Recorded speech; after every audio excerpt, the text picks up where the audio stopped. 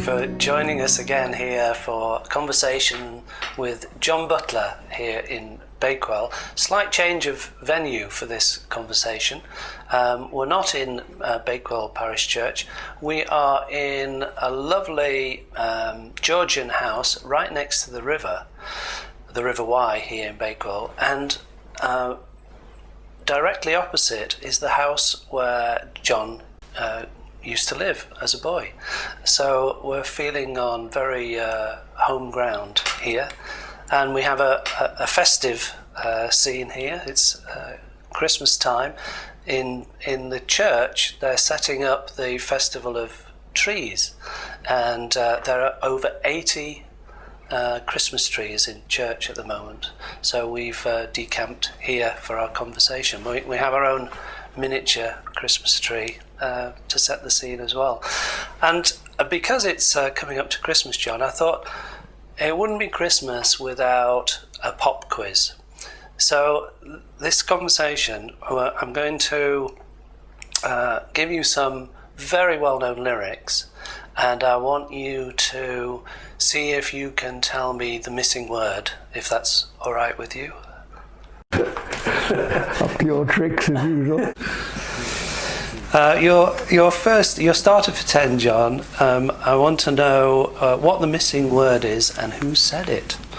Our Father who art in heaven. Who said it? Jesus. Correct. And another one. Then I saw a new what and a new earth. A new heaven and a new earth. And who said that? St. John the Divine. Correct. Ooh, baby, do you know what that's worth? Ooh, what is a place on earth? I could guess heaven, but I don't know who sang it. Correct. Belinda Carlisle. And finally, what must be missing an angel? What must be missing an angel?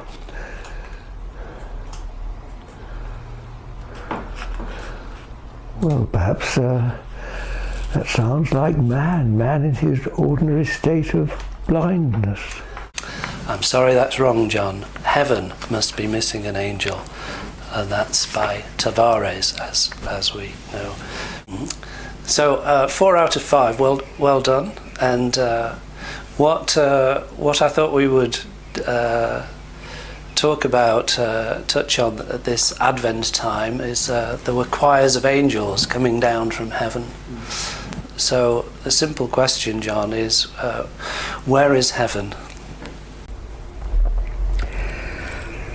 There is one simple answer for nearly all these spiritual questions. And the answer is here and now. And if you have any doubts about it, just listen with me. Just be still and listen to whatever it is that's within earshot. And try, if you can, to just open up listening beyond the obvious worldly sounds to the stillness that is beyond the sound, like a background to it, rather like the sky is above and beyond all worldly activities. So stillness is behind all action, all sound.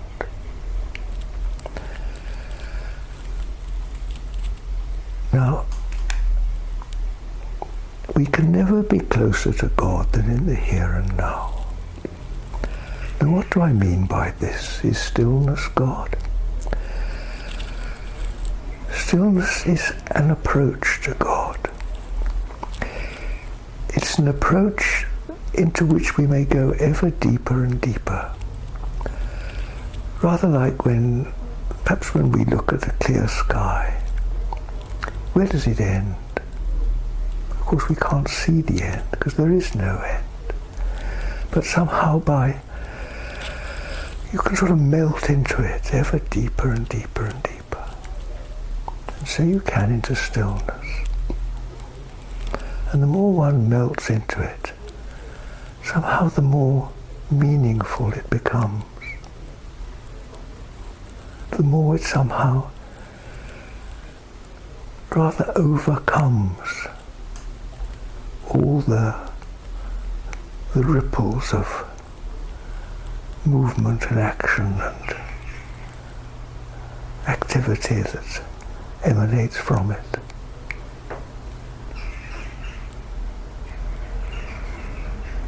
This infinitude is always here and now. We're in it like fishes in the sea. And our only problem is that we forget it. And then questions like this arise. Where and what are these things?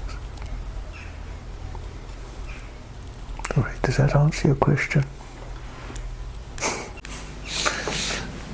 I think it dissolves the question. Exactly, that's in a way a better answer, isn't it? Because in this deep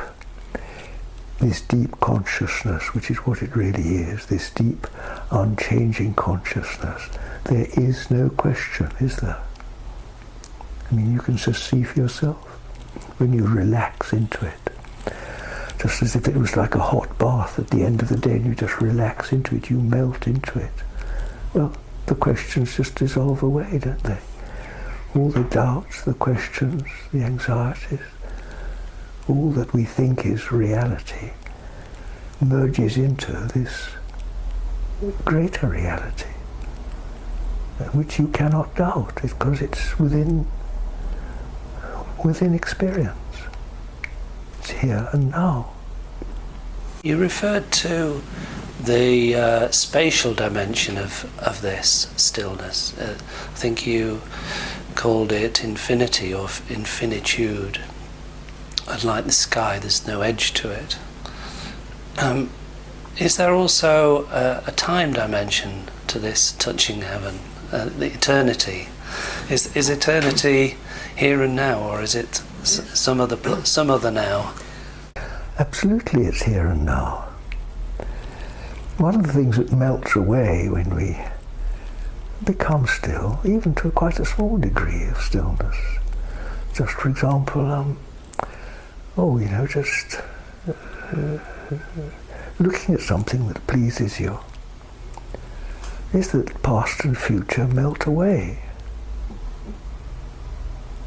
You just forget about them for a moment or two. You look at someone smile, and in that moment of smiling, of mutual recognition, of two eyes meeting, the past and the future are absent. Now this is most interesting because it proves that these things are of a temporal, ephemeral nature.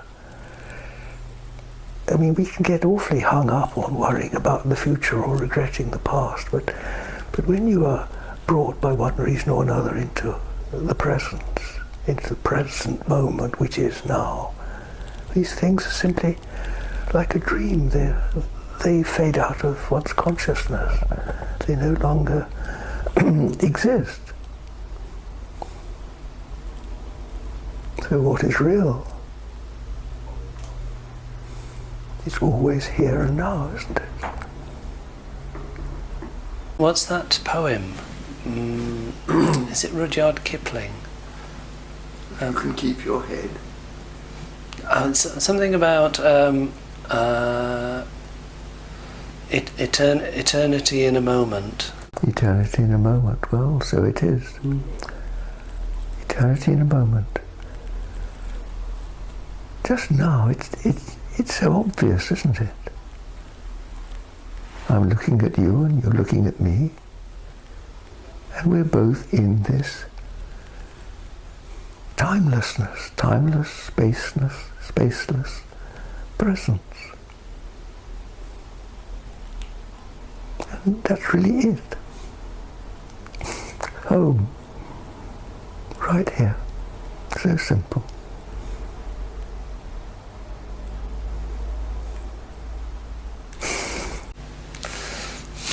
There are many of us of various religious persuasions and none who have some idea of heaven being not a place on earth indeed, but certainly somewhere else where there is huge relief because it's not here. This life of toil and trouble in some people's experience, and we have a lot of compassion for that. And so religion holds out this hope of some better life in the life to come. Is that a misguided hope? Well, I'm not in a position to really to say yes or no to that. But what I can say is that through, I start to say just how and when this realization became so strong in me that I have the confidence to sit in front of a camera and talk like this. But when I think back to those medieval church paintings of choirs of cherubs and angels all floating around in heaven, this was, I suppose I looked at these things as a boy and wasn't very convinced. There are one or two descriptions, you quoted from one earlier on, from the book of Revelation of heaven, where there is no shadow. It's light. It's all light, not the light of the sun or the moon. It's light. And in my own experience, just as I was demonstrating to you then, just to be present here, find that utter simplicity of presence. It is light, isn't it? It's the light of consciousness. And there's no weight to it, is there? There's no argument. There's no but. It's simplicity itself. It's the light of a knowledge that's beyond knowing.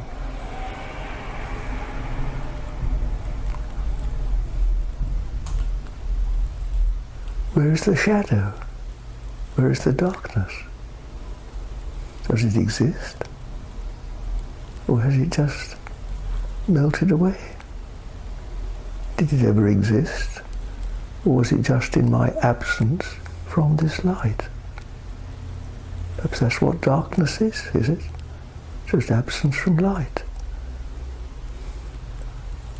And what are problems and questions? Just absence from this completeness. What is death but absence from life? What is this life of problems that we think of as reality? Maybe one may venture to suggest it's not as real as it seems.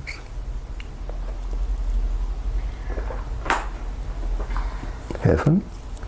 How can it be any other place? What other place exists? What is there other than this? Is there an other? Is there something or somebody else than this?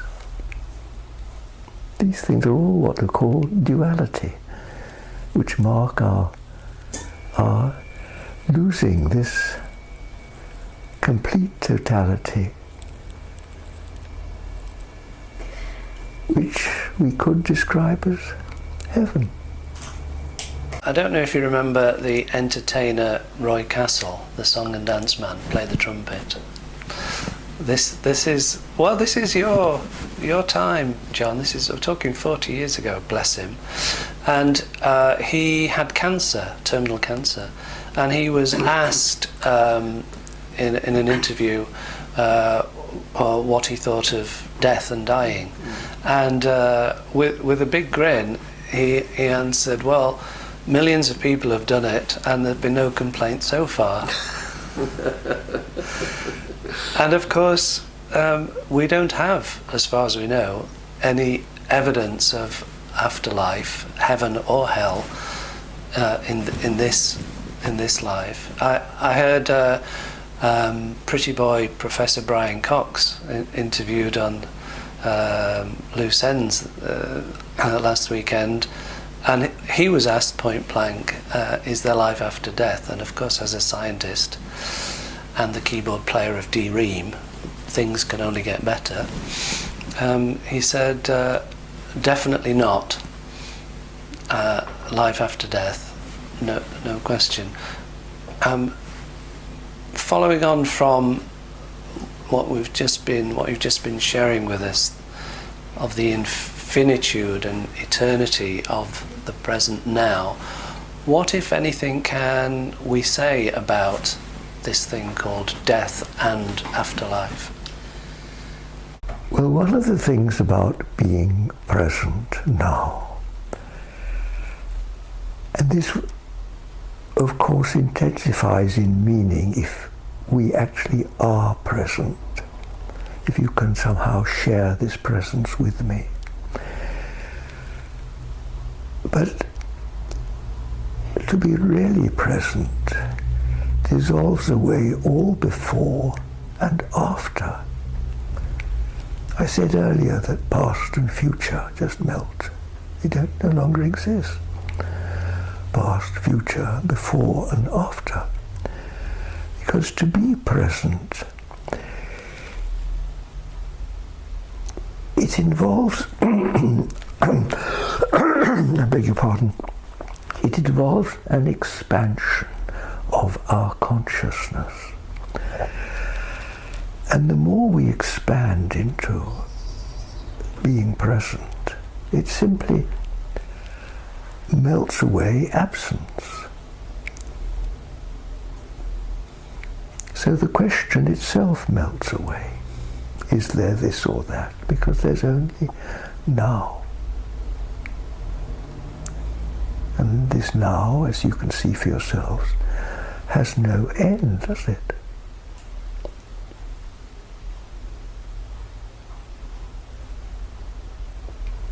Does it? Now, to fall away from this presence, which is what we do, and this is what we call normally life. You see, it's absence, isn't it? And hence we fall into all the troubles of mortality, of poverty, of insufficiency, of loneliness, of unhappiness in various forms. And of course, because we're absent from the presence of life, our bodies only live for a few years because they have a limited lifespan and they die. And that's what it's all about. We need to come home, which is here and now. Try it for yourselves and see. It's utterly practical. It's not a belief. It's absolutely practical.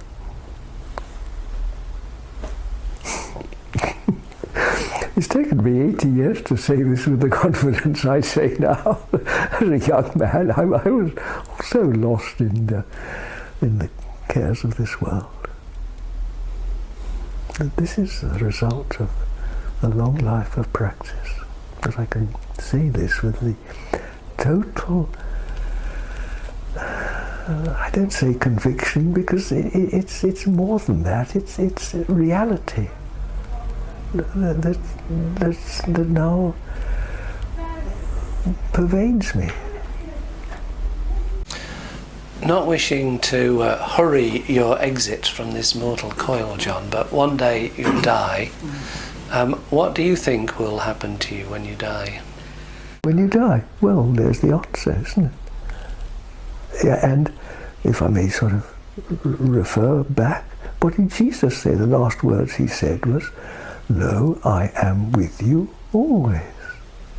How can it be otherwise? And the Bible's full of statements from God, I am with you. Because this presence it cannot be absent. And if we if by practice we draw closer and closer to this and eventually merge in it and feel confident enough to say that my body is my body, that's fine, of course that'll die, but in a way it melts into insignificance, doesn't it? The more one grows into the infinitude, the eternity, the unlimitedness of presence. The question itself, it doesn't exist. It melts away. It would be negligent of me not to ask the obvious question, though, here. Certainly in the Christian scriptures that I'm familiar with, the idea of the bodily resurrection is a commonly held belief. And you hear people talk about meeting up with their loved ones again, and will they have physical form and the same personality? But there's unmistakably, in our culture anyway, some expectation of some other bodily existence after death. There's another phrase from the scripture that I often think of in relation to these questions. With God all things are possible. And our consciousness goes up and down like a yo-yo between body consciousness, eating and drinking, just the physical activities of daily life, relating to other bodies, all our aches and pains, the whole process of growing old in the flesh. Yes, this is our daily experience, isn't it? And this higher consciousness of presence is something that perhaps may hardly be within our experience. Although I hope that what I'm saying, it doesn't sound too cuckoo to you, that it actually is real. And when it's pointed out, it's usually fairly obvious to anybody.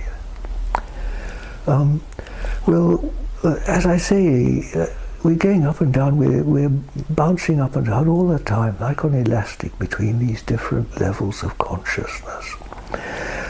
Now, I could say a lot about levels of consciousness, but I've spoken about that in other interviews. And this rise and fall between lower and higher consciousness really allows for almost anything to take place.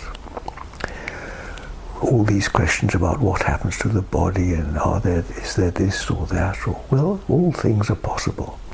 And the mind is endlessly capable of coming up with imagined realities, let me put it that way, of all sorts of images of one thing and another. I mean, what creates a human body in the first place, were it not an image that emanates from this divine consciousness? And again, it's from Scripture. It said, man is made in God's own image, isn't it?